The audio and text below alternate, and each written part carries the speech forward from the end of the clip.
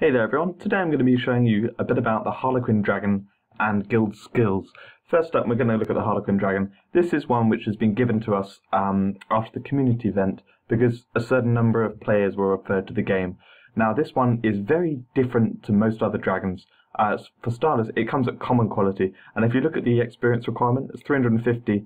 That's actually the same as the superior dragon. So this is going to take a lot to get it to max. I don't know exactly, I haven't looked at it, all the details, but yeah, that's one thing to note to start off with. Next up, it doesn't show this anywhere, but it attacks, I think, about double the rate of a ranging dragon. It's utility role, so it does it has the range attack, and I think it attacks about double the rate. So I don't know how its damage compares to others. Yeah, it looks like it's quite a bit lower, but yeah, it does attack at really fast rate. Anyway, that's not the most important thing. Most important thing here are its skills. It's got 3 different skills unlocked right from the beginning. This one is one which really changes the game. It doesn't get targeted by anything, so this dragon won't be targeted by enemies. You can't use it for tanking, for defending yourself, anything like that. This doesn't activate until it's done its first attack, like with Lucrix and Fortuna, the 2 gold farming dragons. This dragon needs to attack once for this to activate, and then it won't be attacked by any other enemies. Now, most dragons are used in tournaments or events, both of which there's usually an opportunity for the dragon to attack first, so this isn't a problem. But yeah, if you do have this at common quality or fine quality, like, it will take us a while, I think, before we can get up to high qualities. It may die very quickly. So yeah, make sure you don't use it when the enemies are all surrounding you, because it will just immediately die. But yeah, so the two skills here are very interesting. The first one is something which will start as soon as it does the first attack. I think it's the first thing it activates, and it's a constant heal. There's a little area around it which will heal over time, and that will do it for you and any of your party members in that space. You can see here it's like 1% heal goes to 100%. I don't know exactly what the numbers are, but basically get this up to about level 20 or 30 and you'll see it like healing up your character quite nicely. The costs go up exponentially, so as you know, so just yeah, level this up a bit and see what you think. Here, this is quite interesting. It leaves a little barrel beneath it, a green barrel, which then if you run over or an enemy runs over, it will then explode, and it does a damage over time effect on enemies. But what's most interesting about it is it works on pet damage, which means it doesn't matter if this is common quality, because that will be doing a lot of damage, and I mean a serious amount. I'll show you later on. At level 1, it's going to be doing very little, but if you level this up a bit, it gets very powerful. This happens every 25 seconds, and yeah, really you want to get enemies coming into this. It's very powerful. And also, I forgot to mention, with Stage Door as well, if you die, then this dragon will disappear. It doesn't stick around like other dragons. So I guess that's because otherwise it'd be a bit broken, because you could just literally sit there and wait until it finishes the tournament map or whatever, because it's not going to be attacked. Yeah, anyway, so let's just level it up and evolve it a bit, and see what we can get to. So first up, it's going to take 200 claws to evolve to fine quality, then another 200 claws to get up to superior quality, another 200 claws for the next one, and you can probably imagine this just keeps on going. It's 200 claws each time. That's pretty much what there is to say about that. Now, as for evolving it, I would say it's not so useful for this. Like we mentioned earlier, the damage on this is quite low. It has a fast attack rate. The main thing I think is this skill here, which comes from training. You don't need to evolve it to get that, and the stamina is literally no point on this dragon, because it's not going to be attacked. So yeah, basically, if you want to increase the damage of this dragon, train this up. That's what I think. So we're going to now look at the conjuring it and what it will be like there. So here we are in the second tournament map, which has a spider which has very, very similar ability to this dragon, and that's the reason why I brought it here. But first, I want to talk about the cooldown. This cooldown is insane. It goes from, I think, 12 minutes at common quality, and it goes down by 1 minute every quality. So I don't know what that is at Mythic, but it's like 5 or 6 minutes. Like this dragon we can literally use over and over again. It's very cool. Something very, very unique about the dragons. So yeah, let's just run in here. This is on Platinum difficulty, if you didn't notice. So yeah, this is with the skill on level 1. It missed there, but we'll see how it does when he uses the next one. Actually, let's drag the spider over the top. So to see the damage here, not much damage going on, but considering this is a common quality dragon, and like this is at Platinum level, you can see that the damage is definitely there. It is definitely pet damage, and if we'll see here, we'll get another hit on it. If you just watch the nature damage going down, not very much is hitting, but oh no, sorry, it hasn't even hit yet, has it? Okay, there we go. It's hitting 27,000, I think, on those. Anyway, now let's level it up a bit and see how much damage it does. Okay, so they're both level 25. Let's give this a go. Let's summon it straight back in. Where is it? It is there. Cool. Okay, so we're going to do the same thing again. I leveled up the healing as well, so we'll have a look at how much that's going to do. Just set off the bomb. See, it's doing about 40,000, 35,000, I think. Okay. We'll keep it going. How much is this healing going to be doing by? We'll try and watch my health bar. I'll pump it up to 4 actually, and then we'll get damaged a bit and see what happens.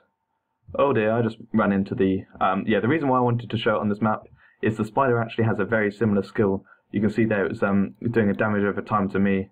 But do you watch my health popping up? That is all from the skill of the dragon. Anyway, let's get up to rank level 50 and see what happens. I kept the healing skill at 25, but I've now increased the damage one to 50. I think it does scale with the stats of the dragon a little bit as well, but the definitely works by pet damage. And you'll see here it's hitting hard to see exactly 30-something thousand. See, it's not quite as much as I remember. Maybe they downscaled it a bit, but yeah, definitely that's where the damage comes from on this dragon. Especially when it's a low quality. So yeah, if you want to do the damage, get out that skill, and yeah, it's quite good, quite cool. Let's see if we can get it to hit the boss. What would it do? Come on. So either you can set it off. Yeah, it's hitting 34,000. That's the same as before. Strange, but yeah, that's that for you. Now let's have a look at guild skills. Okay, first up, I'm going to do a formal write-up, a guide for the guild skills, where I go through all the stats of things, but this is just a brief overview to begin with. So here in rank you have the 2 leaderboards, if they are active. It says the time remaining of nothing. I can tell you they're actually about to start in 3 minutes, because by the time you watch this video they'll be out. But anyway, so other than that, you have the bonuses, which are the original bonuses which you got from leveling up. They're now instant. You have all your members where you can see the stats. I don't know whether they're going to add guild score in this, but yeah, that's that. Info, which is where they have the normal stuff, and invites. Like, it's very simple with that. Very similar with that stuff. But now you've got the skills and the contribution. So contribution, this is fairly self-explanatory. You've got the daily limits on the different things, and what this shows here is your contribution points and your guild level, how much experience is needed. So I'm going to list all these to really show what it is to level up a guild, but yeah, it's going to take a while, a really long while, and I think that's actually very good. Like, compared to the original layout with the 15 levels, this is very, very well thought out. I love it, absolutely love it, and it's going to take a few years to complete stuff, especially when it comes to the skills. And that's where it gets really interesting, because some of these stats are very cool. So let's start up. A couple of the beginning ones aren't so interesting, but the most interesting ones for me are, well, a lot of people like this resource drip generation. I suppose that is quite interesting, especially as it looks like it's a cheap one to level up to begin with. So that's probably a good one to do. until you unlock something like the Great Fusion. Great Fusion is a normal. I don't know what the chance of Great Fusion is. I think it's about 10% chance or something like that when you do a fusion. And then there's the Great Fusion Day, which has an increased chance, where it's more like 80 or 90% of the time you get Great Fusion. Now, Great Fusion is plus 10% extra fusion experience. And so what this does is it increases it by up to 40. So that will be a total of 50% extra fusion experience when you get a Great Fusion. Later on, there's actually a Mega Fusion one, which looks incredible. You get it at level 77, that goes up by 2% each level. Mega Fusion gives plus 20%, so this maxed will give double the normal fusion experience. It will make Mega Fusion Day incredible for leveling your jewels, and I really want this one. But getting that level is going to take a long time, and I'm sure that it will take a lot to level up the skill as well. So other ones to note are the increased max valor. Oh, that is super expensive by the looks of it. And you've got all the scores as well. They go up by 100%. So if you do like to score, then that's a brilliant things to invest in. Other than that, you've got max event tokens. You can probably pump that up a little bit. But to be honest, you're always going to struggle at the cap, I think, because you just always get pushed up to the cap and have all the problems with the limit that you can't do certain things. Also, these certain element damages, this goes up by up to 100%. That is huge, absolutely huge. I am focusing on nature damage, so I want to get this one up a lot. But I think that for all of these, I'm going to detail this later, but I think what this might cost 1 for the first level, then it'll cost something like 11, then 50. Like, I think it's going to go up like hugely exponentially. So getting up the 40 levels will be very difficult, and so you might want to spread out your expenditure over the different things. It might be more cost efficient that way. Now, also some brilliant ones for me, I think, are the increased valor recovery. That looks like it goes over 50%, which is awesome. And also you have that for Fury. I think that's later on. Well, somewhere in there. You have that for Fury as well, I think. Max Dragonstone is kind of cool, but not that interesting. And then, sorry, I'm a bit ill. This, right at the end, increased gold find by up to 100%. Very nice. It's there for the top people, and also guild score up here. Both of those hugely, hugely powerful, but they will take a long time to get to. I mean, we're talking probably about a couple of years. I don't know, but I'm pretty certain they're going to bring guild experience into achievements, in festival achievements and stuff. Maybe even on guild leaderboards as the top rewards. I can see that coming, and also for contribution points, because we're going to need a lot of them.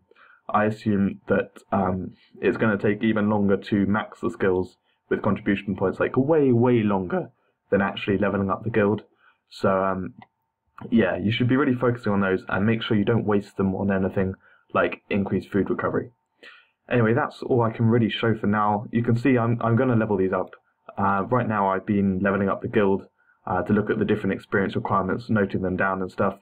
What I will show you actually is not entirely sure if I should show you this, but anyway, this is the list of the what they were before the actual initial release. That I just wanted to show it because there are a couple of things in here which I found kind of interesting. Like they changed the Mega Fusion chance to increased bonus from Mega Fusion, which is way, way better. And then also what I thought was plus 40 max Fury and max Valor is actually plus 10. That was just, you know, they hadn't finalized the max level. So I got really excited seeing plus 40 max Valor. I thought, wow, like that's gonna really make a difference to me. I won't have to come back to the game every 9 hours. But yeah, unfortunately not.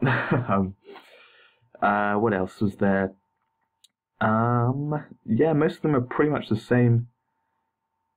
There was what seemed like item fusion experience bonus, but that's not in there. And also event token price. I think I misread that. They changed that. That was actually increased max event tokens. Some of the wording and stuff was difficult to read, but I got excited when I saw that as well, especially as it was one of the last levels But yeah, I think that what they've ended up with is brilliant, absolutely brilliant. I love it as a system. The whole contributions thing, where you have to come back your 5 per hour, and also the contributing with gold each day. Now, if you're wondering why the screen suddenly changed, I got cut off at 15 minutes, and for whatever reason, I can't get back into the game right now. It's just giving me black screen. But yeah, love that system a lot. I'm very glad Rumble put it in, and I look forward to seeing how it transpires over time. And one quick mention before I end the video. If any of you don't know, I've now created a guides page on the Facebook, because I know most people are on Facebook. It's currently got 236 members. I'm not actively recruiting people into it, like inviting them. So yeah, if you're not in it, or you have any friends who you know would be interested, basically this is a place where I will post all my forum guides. These are all links to my forum guides. If you click on any photo, it's got the Battle Dragons guide here, that little bit of description. It's pretty much the same as my my forum main guide page, and I'll try and keep the two in tune. I'll also be posting on here any little videos, or like here 2 hours ago I opened a discussion about how a trading system might work in the game, basically about gifting, and so yeah, I posted that in here just to kind of get it out there on Facebook as well. I'm going to be trying to run both the places. So yeah, if you're interested in that, then join the page. It's open, public group, so anyone can join, and I'll be keeping that updated with everything I can. It's also a place where you can post discussions. For example, this guy posted about getting Sage Stone and Ash. He wasn't sure what was going on, so I just commented on that. I do have my actual Facebook account, which do not add me on this, please, because that's my personal Facebook. But yeah, so I'll reply on that as well. It's just so I can kind of keep on top of it all. But yeah, it's more of a guides page than anything else. So yeah, I'll be posting the stuff on there along with some videos like this one. Actually, I will be posting on there. So if you're interested, go on that. And otherwise, I will see you in a video soon. Thanks.